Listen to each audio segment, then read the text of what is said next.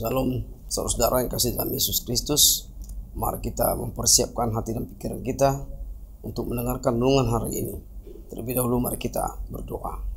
Damai sejahtera Allah yang melampaui segala akal dan pikiran saudara-saudara di dalam Kristus Yesus Tuhan kita. Amin.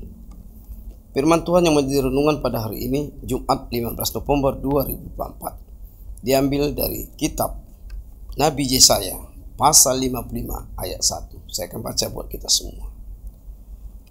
Ayo hai semua orang yang haus, marilah dan minumlah air. Dan hai orang yang tidak mempunyai uang, marilah, terimalah gandum tanpa uang pembeli, dan makanlah juga anggur dan susu tanpa bayaran. Setiap orang mungkin pernah mengalami pengalaman yang tidak menyenangkan dalam hidupnya. Demikian juga bangsa Israel. Bertahun-tahun hidup di Babel sebagai tawanan atau buangan bukanlah pengalaman yang sangat menyenangkan bagi mereka. Di tengah penderitaan hidup serta gelapnya masa depan itu, Nabi Yesaya menyampaikan kabar sukacita bagi mereka. Kata ajakan ayo dan marilah yang ditujukan kepada setiap orang yang haus dan lapar menuntut suatu respon segera serta ditindaklanjuti dengan penuh keyakinan dari umat, dari bangsa Israel. Haus dan lapar yang terjadi dan dialami umat tidaklah merujuk pada akibat dari fenomena alam seperti kekeringan atau kemarau, tetapi merujuk pada akibat dari sikap dan tindakan umat yang lain hidup dalam damai sejahtera dan aman, namun ditempuh dengan cara melupakan Tuhan. Tentunya sikap dan tindakan itulah yang membuat umat haus dan lapar dalam